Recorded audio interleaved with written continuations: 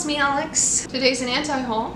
Didn't plan that one out well. So I'm sitting in my living room because the lighting's better down here, and I wanted to film an anti-haul because, as always, there's always things that I want, but I need to talk myself out of buying them. So hopefully this will be of interest to you. Maybe I can talk you out of buying something that you don't need. I'm gonna try and talk myself out of buying things that I don't need. That is how an anti-haul works. So yeah, anti-hauling things I actually want. Let's get into it. As always, there's a whole bunch of eyeshadows that I want. Firstly, let's begin with the Ulta and Harry Potter collection. Now, I want this because I grew up on Harry Potter and I am a diehard Gryffindor, but I know that I shouldn't buy it because, you know, J.K. Rowling with all of her transphobia. That's not what we do here. That's not what we support. And the timing of this collection, you know, right around when all of that bigotry was coming out of her mouth, ooh, Ulta made a decision. Let's talk about like the actual collection. Specifically, I want to talk about the Gryffindor palette because I'm a Gryffindor. I would buy it because it's cheap, but like the Gryffindor palette kind of personally offends me because it's not actually that great. It's so muted, and I don't know if you notice this about me, but I'm not a really muted person. It doesn't fit my personality, so I would want this because like it's Gryffindor, which is exciting to me, and like Harry Potter packaging. But I don't. Also, Ulta's eyeshadow quality, I've heard so many mixed things. Like, so they did an Avengers collection when Endgame came out last year. And I heard that that was absolute trash. Avengers is also a favorite franchise of mine. Are Ulta collaborations where my favorite franchises go to die? I think they might be. Anyway, so I want that, but I don't want to give my money to J.K. Rowling, so if I want anything Harry Potter related, I can just go to Etsy and give my money to a small independent creator who isn't awful. Okay, so the Musée Beauty Impressionism palette. I saw in a Makeup Corners video on this, and then Bubine has also done a video on this palette, and holy fuck is it beautiful. I'm struggling over not buying this one. What I'm going to tell myself to keep myself from buying it is that there is like a very, very neutral row, despite like the red, the blue, and the green, which very much does appeal to me. Everyone who've watched the video like of using that, who's tried it, has said that they're fantastic, so that has kept me wanting it because I know that those colors are something that I would absolutely use, but I also feel like with my Menagerie palettes and a lot of like maybe my Colored Rain, things like that, I feel like I do absolutely have all of those colors because those are colors that really do appeal to me, and I think a lot of times what helps me in determining if I should add something to my collection is like, do I like this because I already have the color story 3 times over? Because there's a lot of things like that, like, you know, all of my earth tone subculture-y type palettes. This might be something I buy down the line, but it's really, really not something I need right now. I've bought a lot of eyeshadow recently. I want to not want it. I want to not want it, but it also looks so, so pretty. I'm gonna say I'm not gonna buy it. I'm gonna use this video as a way to say that I'm not gonna buy it. That way I can hold myself a little bit more accountable. Hopefully I'll follow through on that. Okay, let's talk about the new P. Louise Worldy palette. Now, I've never bought anything from P. Louise, and this palette is the only thing that they've ever come out with that has like thoroughly appealed to me. It's like blue, green, purple, which if you know me, that is like my kind of eyeshadow that gets to me a lot. But the palette is fucking huge. P. Louise makes fucking huge eyeshadow palettes. I don't understand why they would make anything that large. Size doesn't actually matter to me. That's a bad joke. But size doesn't matter when it comes to eyeshadow palettes. I actually prefer smaller ones just for color story purposes, and also because like I live in a well, I have a pretty decent amount of space here, but I'm running out of space for all of my eyeshadow palettes because that's the majority of what I own makeup-wise. I'm not getting rid of any of them because I like them all. So, it's fucking huge, and also I've heard like pretty sketch things about P. Louise, like over-editing, stealing from smaller creators. I also know that the owner is like a white woman who said that she can say the N-word because her boyfriend's black, and that's really not someone I want to give my money to. And as much as I really love this color story, I feel like something like this has probably been done 1,000 times by other indie makeup brands. Like, I mean, I have my Certified Affinity 2 palette, which is like blue and green, and this looks like that with just a little bit of purple. So I don't actually need this one because this falls, like I said with the last one, this falls into the category of things that I want that I know I would like specifically because I own that color story, because that's the kind of color story I like.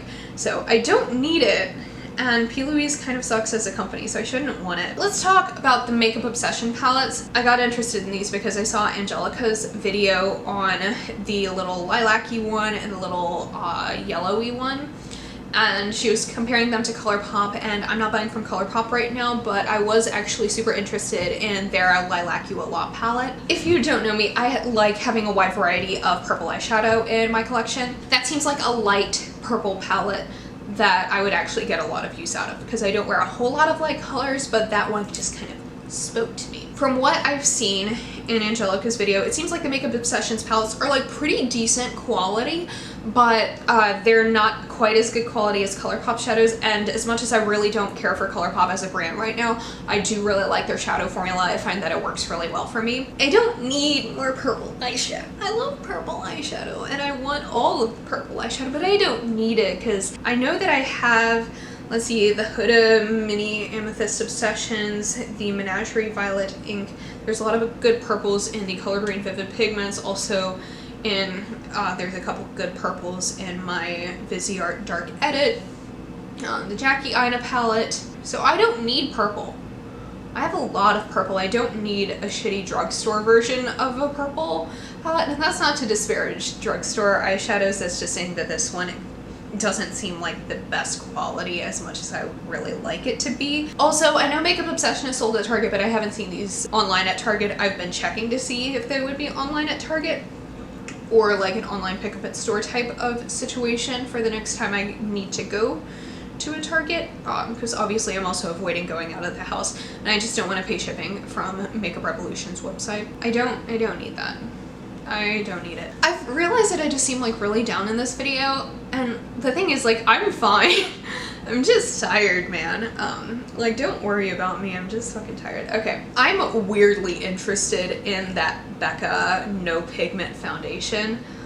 It is such a fucking gimmick, and I like a good tinted moisturizer. I like not wearing a lot of face products, like a foundation-y type products on my face. So if that was something like a nice little, you know, blurring, redness reducing type of situation, I think that would be really good. Like, it could be good if it actually worked as like it works across all skin tones type of thing.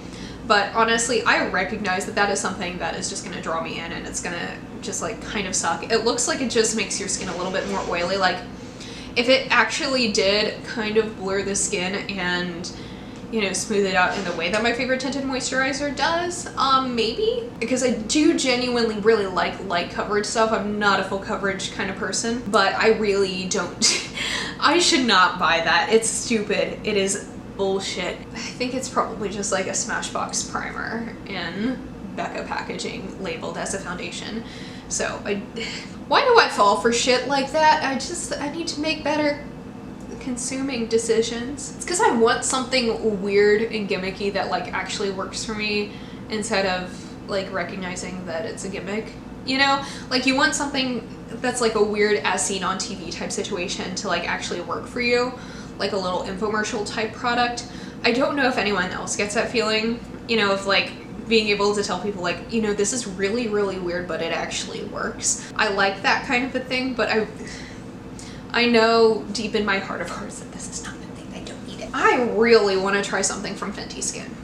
I know that it's like fragranced and whatever, but my skin really isn't that sensitive. There's very few things that ever actually break me out, and it is largely just like I get hormonal acne around my chin occasionally, but it really doesn't, nothing really does anything to my skin that breaks it out, which is really nice because that's how I spent my teenage years, is everything breaking my skin out. You know, I think I can take that as a blessing that my skin does that, and I'm generally very, very happy with my skincare routine. Basically, the majority of my products are under $20.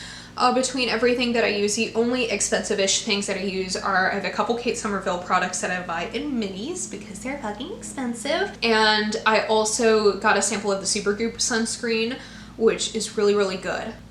I'm debating because I think probably the only thing that really would make a difference in my skincare routine is the Fenty sunscreen, which I think is about the same as the Supergoop sunscreen, like same price, same SPF and all of that. So I could potentially, when I run out of that, get the Fenty sunscreen, because I think Fenty is pretty affordable-ish in terms of sunscreen. This is another one of those things where I'm like, do I just want to continue on with what I have because I'm genuinely happy with it? And, you know, if this just so happened to be the one thing that would actually royally fuck up my skin, because, you know, that would be my luck of like, oh, you know, I want to try something new. Everything's working really well for me, but I do want to change it just to change it, you know. This probably would be the one thing that would fuck up my skin. I want to try the sunscreen. Fragrance doesn't usually bother me, so that's not my issue with it at all. It's just that I'm happy with what I have, and maybe if they release something later, like a really cool mask or something, or an interesting treatment, I might be a little bit more inclined to try that. Like I said, maybe the sunscreen, but I don't know. I like what they did with their line. I think they put out good products for like the beginning of a skincare line, but I don't want to try something just to try it. And I feel like right now, the way I'm looking at the brand and just the general hype around anything Fenty, I want to be excited about a specific product instead of just being excited that, oh, Rihanna does skincare now. Okay. So that is all I'm anti-hauling for this month. Let me know what you think down below. Let me know if there's anything you're talking yourself out of buying. I know this is pretty short for my anti-hauls, but such is life. Anyway, thank you so much for watching. Please be sure to give this video a thumbs up if you liked it, and subscribe down below if you want to see more videos from me, and I will see y'all in my next one. I hope you'll have a wonderful day. Bye!